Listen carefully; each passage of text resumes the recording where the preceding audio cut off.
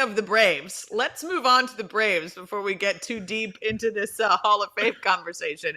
The Braves are on a tear right now. They're on a 2-game winning streak, but before that, they were on quite the winning streak. And Russ, we were just talking about it before you got on, and I can't remember if it was AJ or Eric who posed the question. They were like, are the Braves right up there with the Rays, in terms of their dominance right now? And I said, absolutely. But what are you seeing from them, Russ?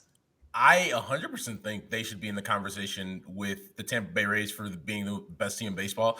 And I understand the Rays, like, you're not going to find a bigger supporter of what the Rays been doing than me. Like, to be good at, swinging the bat and pitching, and you have a lockup guy and Pete Fairbanks in the back end, that's a good problem to have when you're just good at everything.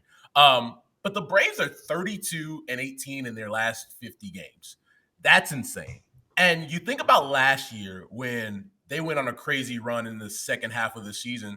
They were 78-34 after June 1st last season. That's 700 baseball, guys.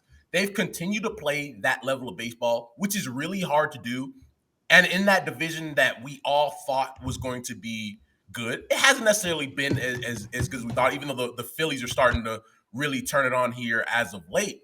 But I look at the Braves and I say, last year, they ran into a Phillies team that just got really hot, right? Got knocked out of the playoffs. I think you look at it this year, they don't even have Max Fried back yet. They don't have Kyle Wright back yet, and they're still able to swing the bat at an elite level and kind of tread water with their rotation. And when you do get those guys back, that's going to be like a trade deadline acquisition, where now you can go into July, August, and September and feel really good about yourself going to the playoffs this year. And I don't think they're going to get caught off guard by somebody when they get to the postseason. I think you're looking at a Braves team that can go on a really long run.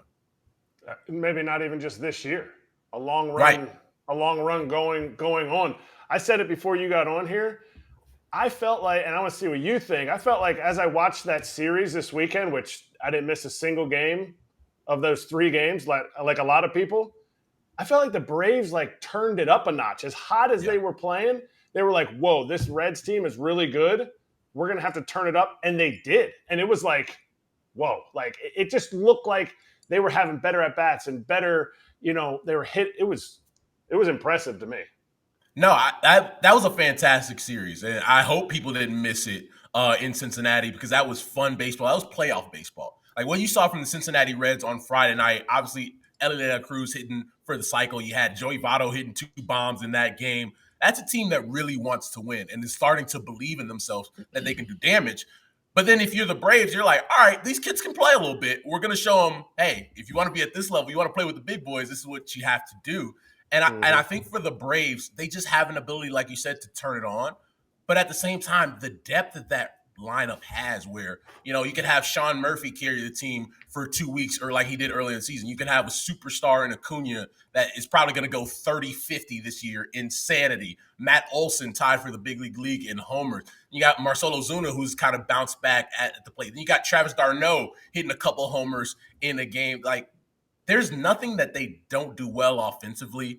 And you look at what they've been able to do in terms of their shortstop position, because nobody coming into the season, is it going to be Orlando Arcia? Is it going to be Vaughn Grissom after Dansby Swanson signed with the Chicago Cubs? And Orlando Arcia has come in, and he's a borderline all-star this year. Like, you look at the numbers that he's putting up offensively, outs above average, defensive run save, whatever metric you want to look at defensively, he has been one of the best shortstops in the National League. So you look at the trade deadline coming in a couple of weeks, there's not really a ton of things that the Braves need. Everybody's going to add bullpen help, and if you're a playoff team like the Braves, that's probably what they're going to add. It's what they've added the last couple of years at the deadline. But it's not a team with a lot of flaws right now. And if you're Alex Anthopoulos, you're feeling really good about what you've done to put your team in a position to win.